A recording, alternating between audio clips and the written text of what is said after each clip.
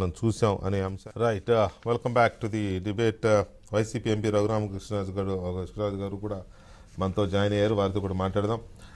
రాజు గారు నమస్కారం అండి. నమస్తే అండి. రాజు గారు, నిన్న పవన్ కళ్యాణ్ గారు చంద్రబాబు నాయుడు గారి భేటీకి సంబంధించి మీ పార్టీలోనేమో కాస్త గడబిడ ఏదో మొదలైనట్టుంది. ఏదేదో కామెంట్లు సెటైరికల్గా, అంటే నేను అందుకే ముందే చెప్పాను, మీరు రాకముందు విమర్శించవచ్చు రాజకీయంగా, దాని మీద కామెంట్ చేయొచ్చు, కానీ ఈ సెటైరికల్గా కామెంట్స్ ఎప్పుడైతే వ్యంగ్యమైన కామెంట్స్ ఎప్పుడైతే మొదలైనాయో అవి భయాన్ని సూచిస్తాయి. సో అది ఎందుకు అంతగా మీ పార్టీలో ఉలికిపాటు ఎందుకు కనబడుతోంది?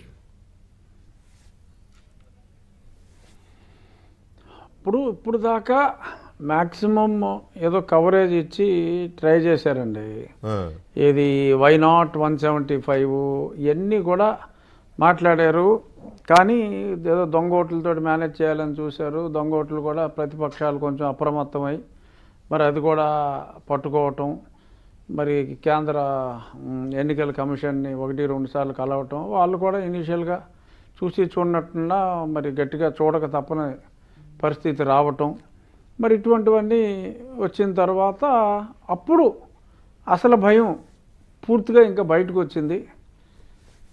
80 చిల్లర మందిని తీసివేయటం, ఇంకొక 20-25 మందికి స్థానభ్రంశం కలిగించడం, ఈ జిల్లా ఉన్న ఆ జిల్లాలో, లేదంటే ఇక్కడ ఉన్న 4 కాన్స్టిట్యున్సీల అవతల, అంటే 4 కాన్స్టిట్యున్సీల అవతలకి వెళ్తే భలే కొత్తవాడు వచ్చాడు, ఎవడో మంచోడు అని జనం అనుకుంటారని చెప్పి మావాడు ఎలా అనుకుంటున్నాడో నాకైతే అర్థం కావట్లా. మరి ఈ రకంగా ఈ విచిత్రమైన మార్పులన్నీ చేపట్టారు. ఓపెన్గా అందరు ఎమ్మెల్యేలు మాట్లాడుకునేది ఒకటే, అసలు మాకు సంబంధం ఏంట్రా బాబు, అసలు అది తీసుకున్న డెసిషన్కి, అంటే నేను వాడు అని అన్న మా ముఖ్యమంత్రి గారిని, కానీ వాళ్ళు అన్నది చెప్తున్నా, అసలు వాడు తీసుకున్న డెసిషన్కి మాకు సంబంధం ఏంటి? తీసుకున్న డెసిషన్లన్నీ అతను మట్టిలో కొట్టినా, శాండ్లో కొట్టినా, లిక్కర్లో కొట్టినా, ఇంకెక్కడ కొట్టినా అసలు మనకు అసలు సంబంధమే లేదు కదా. ఏదో ఒకటి అలా ఎవరికో తెలియకుండా ఏదో 4 రూపాయలు సంపాదించామనుకుంటే 4 రూపాయల్లో 3.30 తీసేసుకున్నారు కదా, ఇంకా ఎందుకు మనకు పడి ఏడుస్తున్నారు అని చెప్పి పాపం వీళ్ళు బాధపడుతున్న మాట వాస్తవం. But to be very honest, whoever is not getting ticket they are all happy. వాళ్ళేమి పైకి కుమిలిపోయినట్టు కనపడినంత కుమిలిపోట్ల, దే ఆర్ హ్యాపీ. వచ్చిన వాళ్ళు గతంలో నేను ఇంతకుముందు కూడా చాలాసార్లు నా రచ్చబండిలో కూడా చెప్పా, ఏదో అడ్వాన్సులు 30 కోట్లు మీరు ఇస్తే ఆ పైన ఎంతైనా నేను ఇస్తాను అన్నట్టుగా మాట్లాడారు.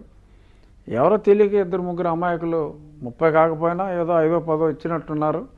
ఆ తర్వాత పెద్ద స్థాయిలో ఒక్కడు కూడా ముందుకు రాకపోవటం, సో దాంతో వీళ్ళు step by step grand discount sale, పండగ సేల్ ఆ టైపులో మాట్లాడినప్పటికీ కూడా ఎవడో ముందుకు రాకపోవటం, ఇప్పుడు almost 0 advance or 0 commitment from MLA స్టేజ్కి వచ్చినా కూడా మరి పెద్దగా స్పందన లేకపోవటం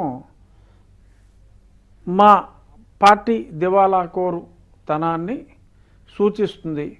మరింత క్లియర్గా తెలిసిపోయిన తర్వాత మరి నేరం నాది కాదు మా ఎమ్మెల్యేలది అని తోసివేయటం మ్యాక్సిమం ట్రై చేసాం, ఎమ్మెల్యేలకు చాలా చెడ్డ వచ్చింది, వాళ్ళు చాలా తప్పు చేశారు అని ఒక నెపాన్ని పక్కోడి మీదకి తోసేసి తప్పించుకునే ప్రయత్నంలో భాగంగా ఇదంతా జరుగుతుందని నాకైతే సిన్సియర్గా అనిపిస్తుంది.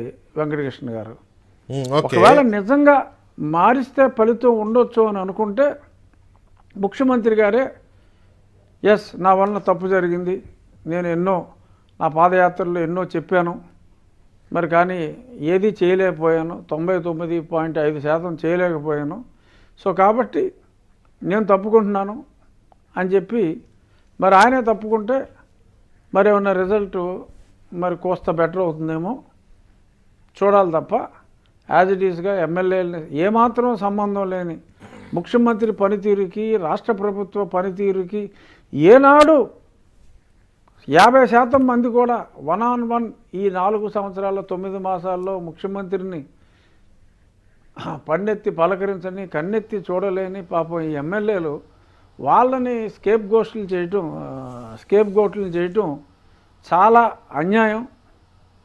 వాళ్ళు కూడా అదే బాధపడుతున్నారు. ఇవాళ మీ పేపర్లో కూడా వచ్చింది, ఎంతమంది యాజ్ ఏ పర్సంటేజ్ పాపం ఆయన కంటి చూపుకు కూడా నోచుకోలేకపోయారు. ఏదో గుళ్ళో దేవుడికి నమస్కారం పెడితే దేవుడు ఎలాగా పలకరించలేడో అలాగే దేవుడు మాదిరే చూసుకోవాలన్నట్టుగా ఆయన బిహేవియర్ ఉందన్నారు.